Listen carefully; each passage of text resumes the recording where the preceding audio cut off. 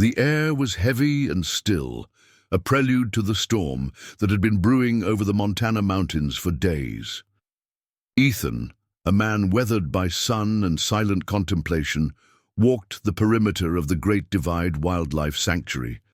For 10 years, this sprawling expanse of natural habitat had been his life's work, his refuge from a world he often found too loud. He knew every tree, every scent, and most importantly, every animal by heart. He paused by Leo's enclosure, a vast rocky outcrop surrounded by a secure electric fence. The male African lion, a magnificent creature with a mane like a fire-lit halo, was a creature of habit. At dusk, he would usually be sprawled on his favorite sun-warmed boulder, but tonight there was only silence. An unsettling silence that went beyond the coming storm. "He's probably just sheltering from the wind, Ethan," Maya said, her voice a soft contrast to the wilderness. She was a young veterinary intern, eager and bright, and one of the few people Ethan had allowed into his solitary world. Ethan shook his head, his gaze fixed on the empty enclosure. "No, I know him. He'd be here."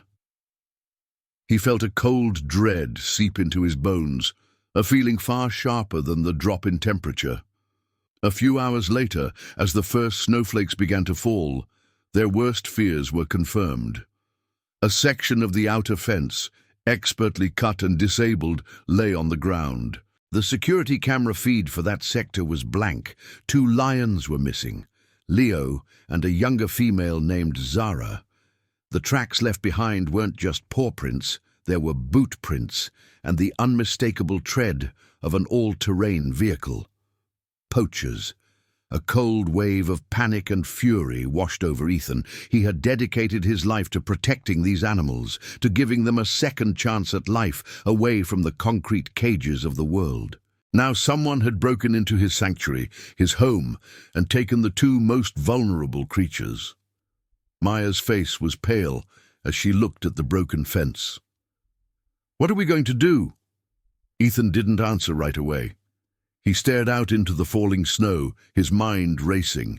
He knew the animals were out there in the bitter cold, running for their lives, and he knew who was chasing them.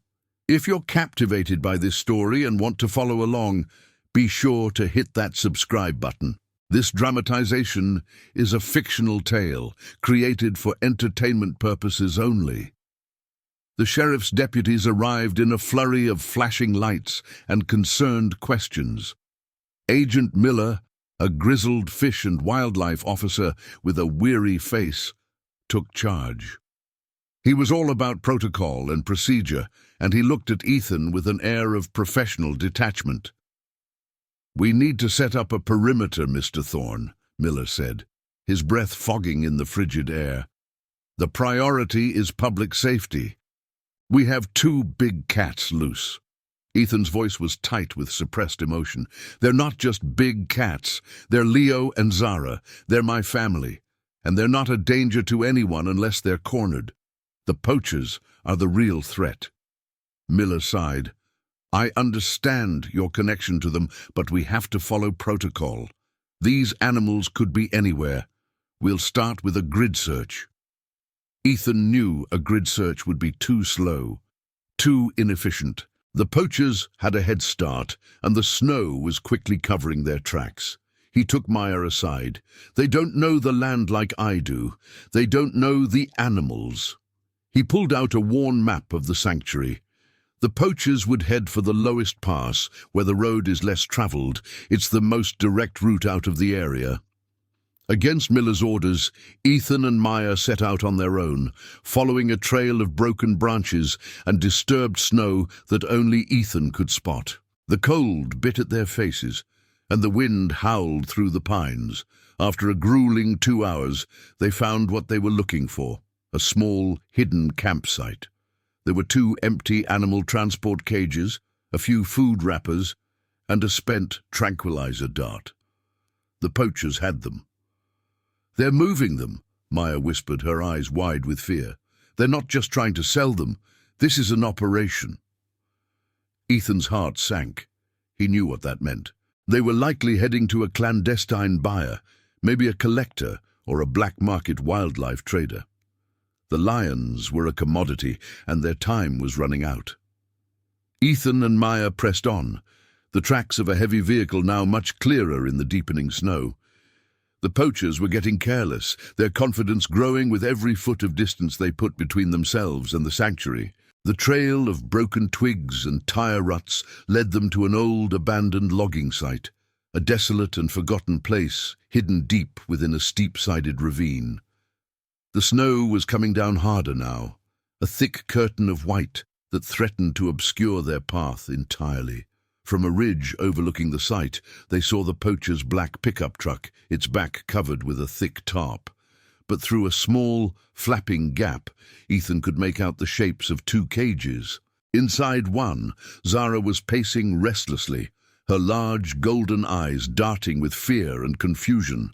Next to her, in a separate cage, was Leo. He wasn't pacing. He was simply lying down, his massive head resting on his paws, his eyes open, but filled with a quiet, weary resignation that broke Ethan's heart. It was the look of a wild spirit that had finally given up. "We have to call Miller now," Maya urged, her voice a hushed whisper, her phone already in her trembling hand. Ethan stopped her, his gaze never leaving Leo. "No, the radio signal here is weak at best. By the time they get here, the poachers will be gone. They're loading them up now. We have to act." He glanced from the captive lions to the three armed men below, who were carelessly talking and smoking, oblivious to their presence. He knew what he had to do. It was a crazy idea, something that defied all logic and professional training, and it would shock anyone who didn't understand the profound, almost telepathic bond he had with these animals. "I can create a diversion," he said, his voice low and determined. "I know how to get to him. How to get him to react." Maya stared at him, her eyes wide with disbelief and fear. "Ethan, you can't be serious. They have guns. You're going to get yourself killed." He ignored her plea, pulling a small electronic device from his pocket. It was a custom-made amplifier, a tool he had built years ago to help calm the lions during medical procedures, a device that could project and amplify his unique vocalizations. "I've been preparing for a moment like this my whole life," he stated, a resolve hardening his features. "These lions are my life, Maya. I won't let them be taken without a fight." If you're on the edge of your seat, hit that subscribe button to catch the rest of the story. Remember, this is a fictional story created for entertainment purposes. As the poachers wrestled the second cage into the back of the truck, Ethan began his diversion. He took a deep, centering breath, allowing the raw, primal essence of the wild to fill his lungs. From his vantage point on the ridge, he let out a low, guttural call that echoed through the ravine, a sound that wasn't a roar of aggression, but a deep, comforting rumble of greeting and trust. It was a sound he'd only ever used in private moments with the lions, a language that transcended human words. The poachers froze, their heads snapping up, their eyes scanning the tree line for the source of the noise. But inside the cage, Leo's head lifted instantly. His ears swiveled and his dull, despairing eyes fixed on the ridge. The faint sound of recognition seemed to ignite a spark of hope within him. Ethan repeated the call, a longer, more resonant purr that vibrated with warmth and reassurance. The poachers grew nervous, but it was Leo's response that truly shocked them. The great lion, a creature of immense power, began to purr in return, a deep, rumbling vibration that filled the ravine. It was a sound of greeting a long-lost friend, a testament to an unbreakable bond. The poachers were bewildered, their focus now completely on the strange interaction between the man on the ridge and the captive lion. This crucial diversion was all the time Maya needed. Crouching low in the brush, she finally caught a sliver of cell signal and, with a shaky hand, dialed Agent Miller's number. "I need to get closer," Ethan murmured to himself, his gaze locked on Leo. He began to descend the treacherous, snow-covered slope, his movements quiet and deliberate. The poachers, finally realizing the deception, raised their guns. But it was too late. Ethan had already crossed a crucial line. He was standing just yards from Leo's cage, his hands held out, palms up, speaking softly to the lion in a language of calm and reassurance. Only they understood. Just then, the wail of sirens echoed from the distance. Miller's team was closing in. The poachers panicked, scrambling to abandon their plans and make a run for it. The leader, in a final act of desperation, turned his gun on Ethan, but Ethan, with a speed born of pure instinct, didn't flinch. He didn't run for cover. Instead, he threw his body in front of Leo's cage, shielding the lion from the poachers' malice. The poachers were quickly apprehended. The lions, confused but unharmed, were carefully freed from their cages. Leo, after a brief and careful inspection by Ethan, walked over to him, not with aggression, but with an almost gentle curiosity. He rubbed his immense head against Ethan's shoulder, a gesture of profound gratitude. A journalist from a local news outlet captured the moment, and the image of the man and the lion would soon spread across the country. Later, in the quiet of the sanctuary's office, Agent Miller sat across from Ethan. "I've seen a lot of things, Thorne," he admitted, shaking his head in disbelief, "but I've never seen anything like that. You threw yourself in front of a gun to protect that animal. What were you thinking?" Ethan smiled, a rare and genuine expression lighting up his face. "I wasn't thinking. I was just acting. Leo trusts me, and that trust is more precious than anything. I couldn't let them take that away from him." The media attention brought a flood of donations and new volunteers.